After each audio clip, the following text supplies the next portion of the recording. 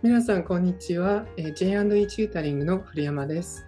今日はシェイ・リサ先生のインタビューを簡単に行いたいと思います。よろしくお願いします。よろしくお願いします。まず英語の質問で始めますが、リサ先生、How many years have you lived in America? I've lived in America almost my whole life, 20-something years. Awesome. And have you lived anywhere else in the world? Yeah, a little while back, between 2016 and 2019, I moved to Japan, Tokyo area, and I lived there for 3 years. But yeah, now I'm back in the States. Wow, very nice. So, how was your experience in Tokyo? Did you enjoy it? Yeah, it was really interesting. I've been visiting there over the summers, but I've never lived there. So it was kind of exposure to new cultures, and also the working lifestyle there was also something I got to experience. So very interesting. Very nice. Okay. So, when you lived in Japan, which area were you in? I lived in the Tokyo area, specifically in a small area called Monzen Nakacho. Because my company was in Odaiba, so I could commute between that for it only took about 40 minutes or so. Wow, nice. では日本語の質問に移りたいと思いますが、まず一番気になる質問が、リサ先生はなんで日本語がこんなに上手に話せるのっていう、皆さんまだリサ先生の日本語聞いてないんですけど、先生の生い立ち少し教えていただいてもいいですか？はい、私自身は、ボストン生まれ育ちのアメリカ人でして、今アメリカに住んでいる両親が2人とも台湾生まれなんですけども、母が日本で育てられましたので、よく私の家の中では日本語で会話していましたし、小学校6年生までずっとボストンの日本語学校に通う機会があったので、そこでちょっと日本語を学べたっていう形になります。すごいですね。でも日本語を学びましたっていうレベルじゃないっていうもう完全ネイティブなのでそうですね、ボストンで、生まれ育ったっておっしゃってましたけど、日本語をどうやってここまで上達させたんですか？そうですね、やっぱりボストンの日本語学校で学んだ後に継続して日本語を勉強したのも大きいかなと思います。例えば大学でも専攻が東アジア研究でしたので、そこでちょっと日本語を勉強することができましたし、卒業後に日本に引っ越して実際の会社に入ってそこで住むっていう経験も大きかったかなと思います。いや、素晴らしいですね。ありがとうございます。I've heard from others that you also traveled around Europe playing in an orchestra. Is this true? Yeah, it's true. I had a 2-week program where I had the opportunity to go to Austria, Italy, and several other countries as part of an orchestra tour, and we got to play at many different local places, which was a great experience. Wow, okay. So I don't know too much about music, and although I love Europe, I've never been to like a live orchestra in Europe. What really stood out to you playing in Europe as opposed to Boston? Well, both locations are beautiful in their own way. Something that stood out to me when I was in Austria, for example, was the really historical musical facilities that they had there. For example, they have like hundreds of year old opera houses and things like that. So when we would play there, I felt like a sense of history, and that was kind of special, I guess. That's really special. Okay, thanks for sharing that with us. なんか他の楽器に憧れとかあります？そうですね。ありました。実は子供の時からバイオリンの他に興味があった楽器がありまして、それがハープだったんですけどやっぱりいろんなところに持っていくのが難しい楽器なので、母が、とりあえずバイオリンも好きそうだからバイオリンで始めようって言われたんですけども、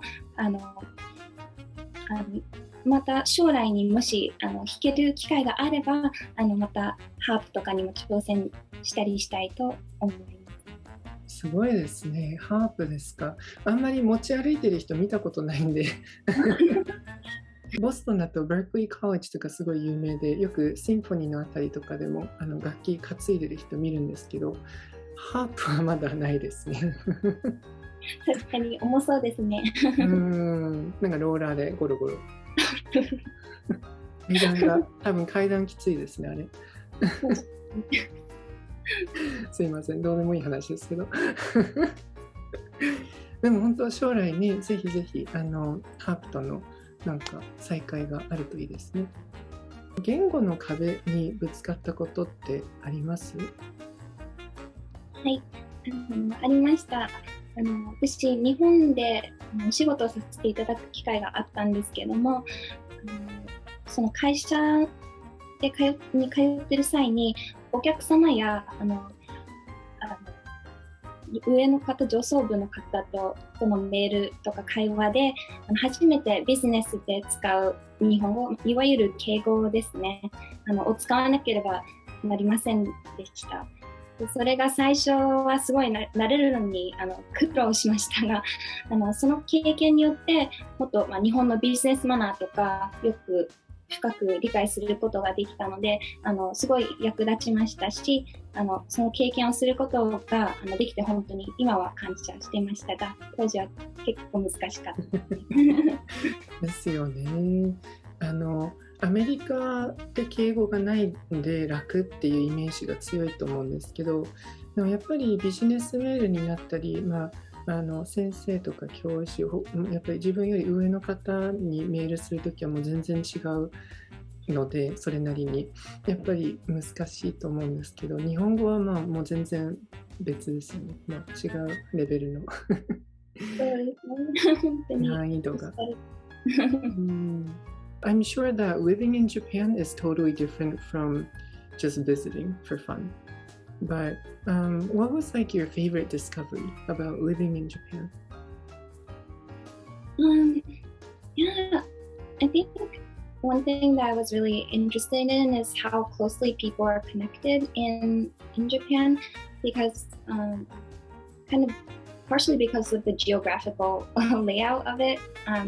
Tokyo is so close-knit and you can go almost anywhere with like a bus or just walking, whereas in the States over here you would usually travel by car and it takes quite a long time to reach your destination or to meet some of your friends. So that was a really interesting discovery, and I got to discover to see many different places because the layout was like that, and it was so interesting to be able to see so many places at one time in Tokyo.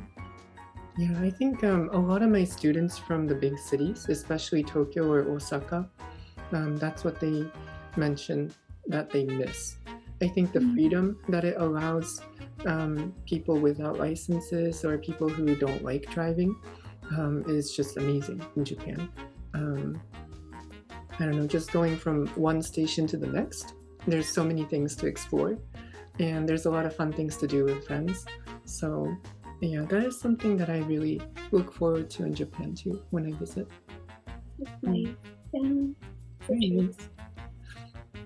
So now that you've lived in Tokyo, in like a very densely populated metropolis of the world, do you prefer living in the city or do you like living in the suburbs a little bit? That's a tough question. They're both really incredible in their own way. But as you say, I'm very happy when now I'm back in the States, but I do appreciate the suburbs for what it is. The pace of life is a bit slower, and it gives me a little time to catch my thoughts. But if in the future I do have an opportunity to go back to the city, that would also be a very exciting opportunity to participate in again. Yeah. Very nice, very nice. リサ先生が日本にいた時に一番楽しかった日本旅行って何かあります？そうですね。印象に残った旅行としましては、友達と一緒に日本で、東北に行く機会があんまりなかったので、仙台に初めて行った時が本当に楽しかったなっていう思い出があります。いいですね。That's my home. おばあちゃんが仙台に住んでるんで、